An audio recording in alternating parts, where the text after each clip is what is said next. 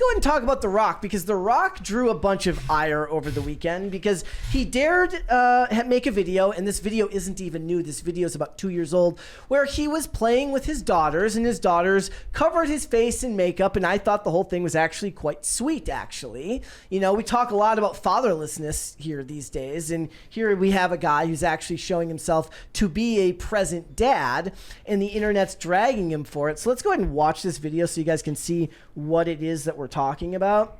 It's this old video. Wow. You have to press that hard? Wow, he's a beautiful lady, huh?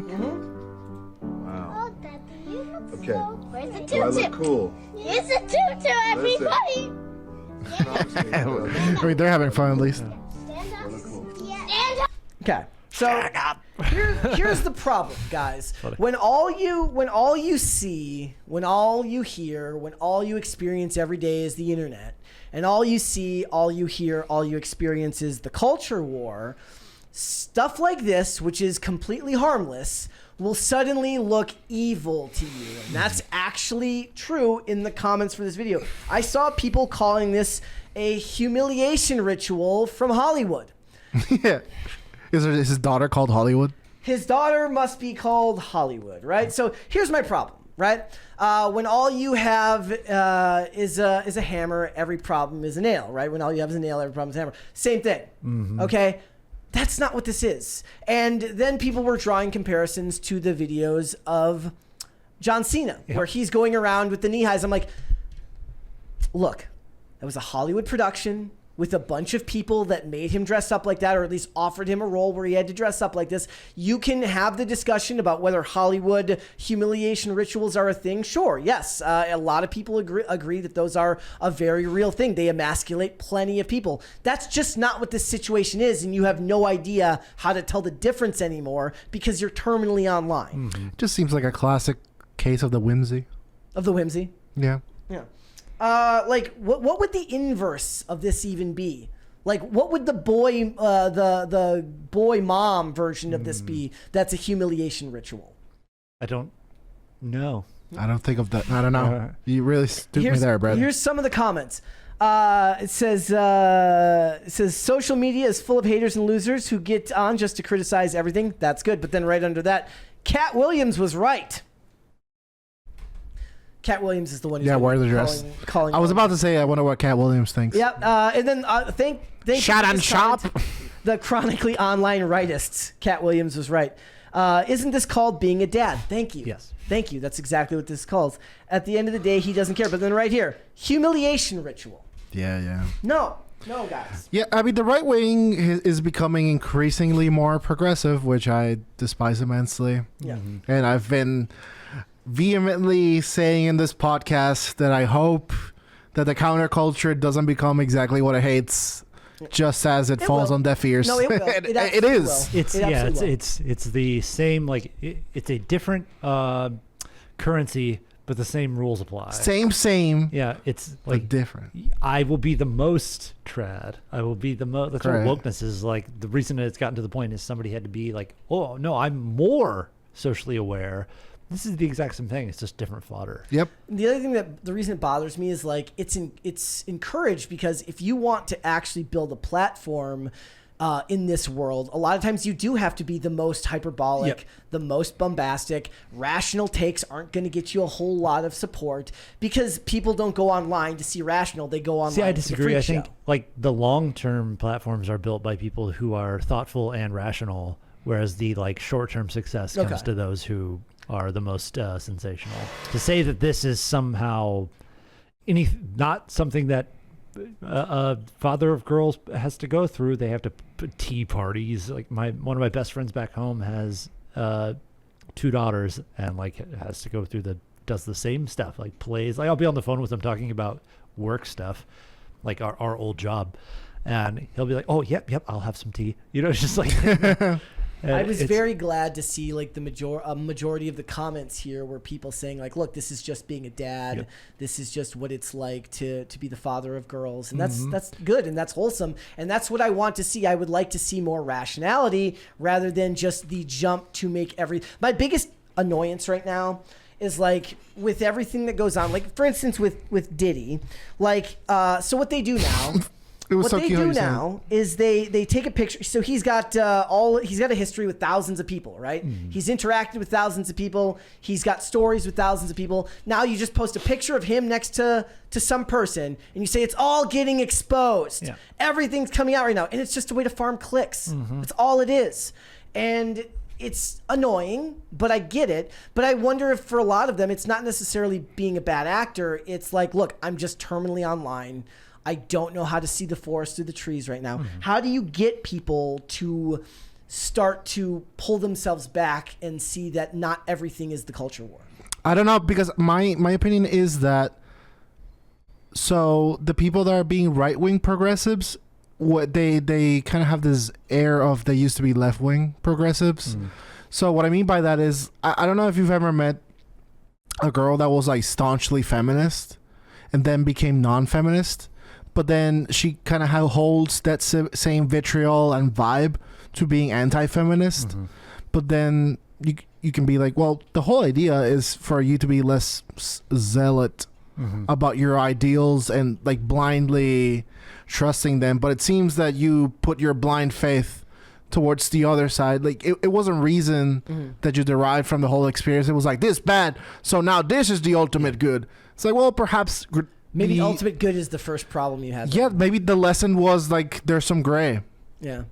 Yeah. Well, I think gray is a lot harder for people to deal with. What it really is that the problem look inward. Yeah. And it's not necessarily like you could be a normal person who happens to be somewhat on the left. There's one right next to us. Like you're somewhat more liberal than Dane or I. Yes. You're completely normal. Like it's you decided. This is what I was thinking this when you were talking about yourself being a shitlib and how you wanted to change the world. The problem with the shitlib formula is that, okay, nothing about me needs to change. Right. Everything outside of me needs to change, and I can accomplish that, which is the exact wrong problem. Like, But- the only way the world changes is when most people look inward and go, I can be better. For me, I think it was in earnest. I thought that we could change the world. And so I was in the university and I was being part of all these like student groups, and I already hated you. You don't have to convince me. the feeling's mutual. And the thing is that I would go to the meetings and I could tell it was just like guys trying to get laid with chicks with hair on their armpits. I was like, oh, we're not doing productive and helpful things.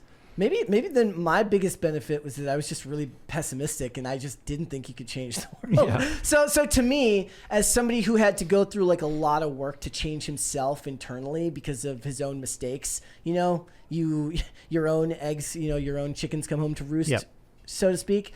Like, I was always so focused on fixing the things that I had broken that it never made sense to me to worry about things on the larger scale, because most of what you experience in the world isn't like look, in politics, a lot of those policies will impact you in some way, but for the most part, it's like not being able to get people to focus on their local elections when that's far more likely to affect your life than large scale elections, right? It's a lot easier to focus on the bigger issues because you never have to actually expect anything to change. You can scream and howl and cry at the wind, but does anybody actually expect it to change? Most people don't, I think. I think it just fills them with a sense of comfort to be able to yell about it and talk about it. When you have to yell and scream and talk about your own problems, the things that you need to change, people are going to actually expect you to make make things different, to actually change things.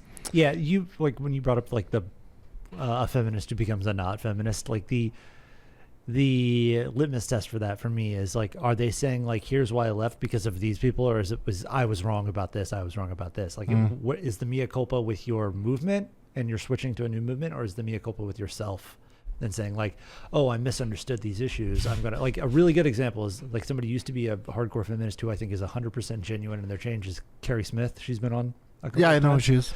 She is 100% genuine. Like, I was wrong about all of these things. Not like, oh, these people actually, they're not that nice to me, they don't like me, I'm going to go to this side. We have a lot of those on the conservative movement where they're like, I was a leftist, now I'm a conservative, and then they switch back or they become something else. Like, the genuine change in somebody to get out of the culture war is to realize that the largest role you play in it is yourself.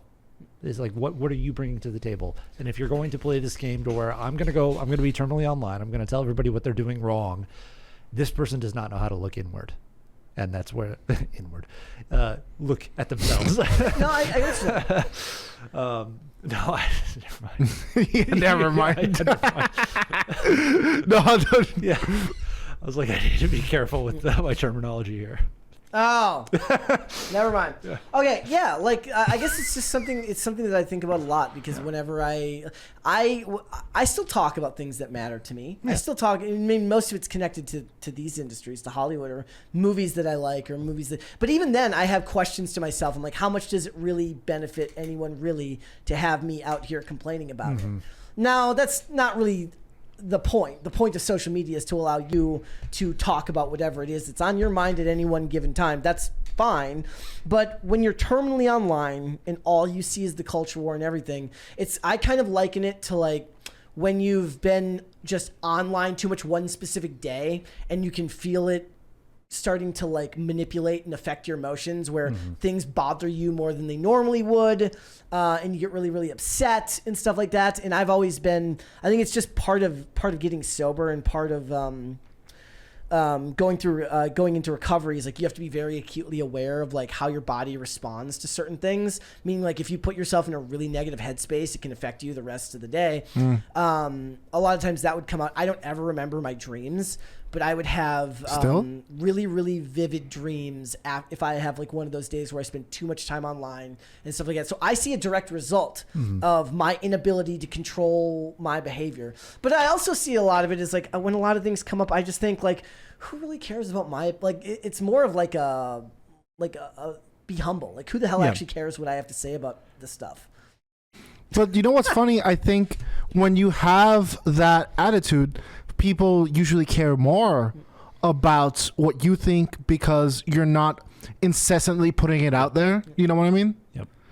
Versus these people that, you know, as we constantly talk about, when I bring awareness, and all they talk about is like bringing awareness and yada yada, etc. We have to have a discussion about this. Yeah. Right. Nothing gets solved in that. All it does is make people more upset. But the problem is that it's not a very good argument to say then no discussion should happen at all. So it's a trap.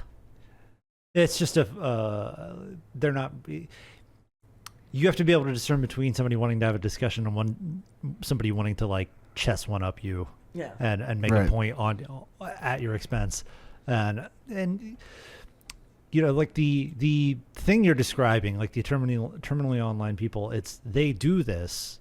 It's not they're not really fighting a war on either side. They're consistently putting other things down to avoid having to like make any change in themselves. Yeah. That's it. And that is what makes these wars, like these cultural wars, continue. Is like I have to justify or reconcile within myself that there's nothing wrong with me.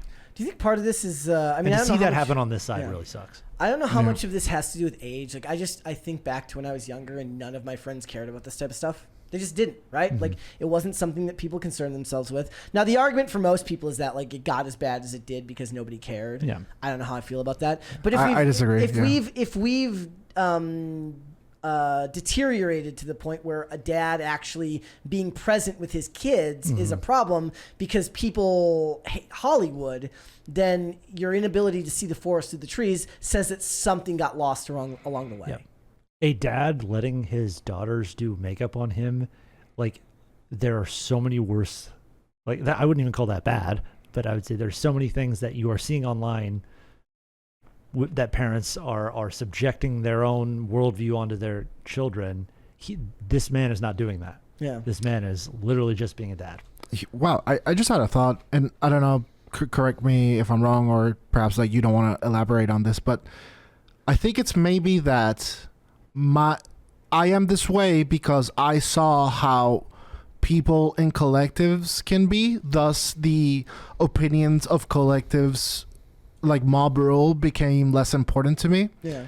And I wonder with you, with the experiences that you had, perhaps you're the same. And so it becomes less important. But however, some people they're the opposite. They see that being very individualistic and not a part of any group has been very detrimental. Thus, they have to signal like, "Hey, I'm in this group. Like, don't leave me behind." No, like I abhor the group dynamic in most things. Well, was there one time where a group like led you astray? No, not really. I played sports. I liked playing sports. I played team sports, but I was never like overly enamored with the idea with the team mentality of it. Though I do understand the benefits of it. Skating is obviously an individual activity. You have friends that you do it with, but at the end of the day, whether you succeed or fail is completely reliant on your ability to practice, grow, get better within the sport or within the activity. So I always leaned more towards the individualist side on things. Not to say it's like nobody understands me or anything. I would argue even a sports team is not a good comparison to a collective way of thinking, because it's individuals partnering to achieve a goal, whereas like a collectivist way of thinking is you are only as good as the whole. Yeah, I still remember when I got hired, Tim, like when Tim was looking for people to work here, and he hired me to work on the vlog. He was like trying to find people in the skating world to reach out to, and he said he understood that he could probably reach out to me because like on my Instagram bio it says like individualism over collectivism or whatever phrase that is, which is about as political of a statement as I would make on something like that. So even now, I can't fit in. It's hilarious because here it's like I don't fit in with the right. I definitely don't fit in with the left, and that's completely fine with me. But it feels like we live in a world where even I catch myself doing it. I still find myself like trying to figure out which box a person fits in when that does them a disservice, even if they want to be seen as part of a box. It's kind of human nature to try and categorize people that way. And then you do that for too long, and then suddenly The Rock taking a video with his daughters is suddenly an issue, and everybody has to make it into a culture war problem. So I don't know. We'll have to wait and see, but where stories like this go. But these are going to get worse. I do think stories like this are going to get worse because. But get worse what? It's just noise. It's going to feed into the online discourse, and then whatever platform you find it on, in this case Twitter, will end up being just more unhealthy dialogue about something that doesn't really matter. And coming up on an election year, stories like this are going to become more plentiful because actors are often just a couple rungs below politicians, and they're going to be waiting for endorsements. So imagine he gets because like the WrestleMania is coming up this weekend, so he's already newsworthy. Oh wow! Because right guys, this weekend I could be misremembering. He's against Cody. I think. So like he's already big news this weekend because of WrestleMania and stuff like that. By the way, WrestleMania would suck this year if The Rock was not involved. That is for sure, because he has actually made that storyline worthwhile. Thanks for watching. Listen to full episodes of Pop Culture Crisis on Spotify. Keep up with us on social media and make sure you subscribe and ring that bell so you never miss the show. Bye, guys.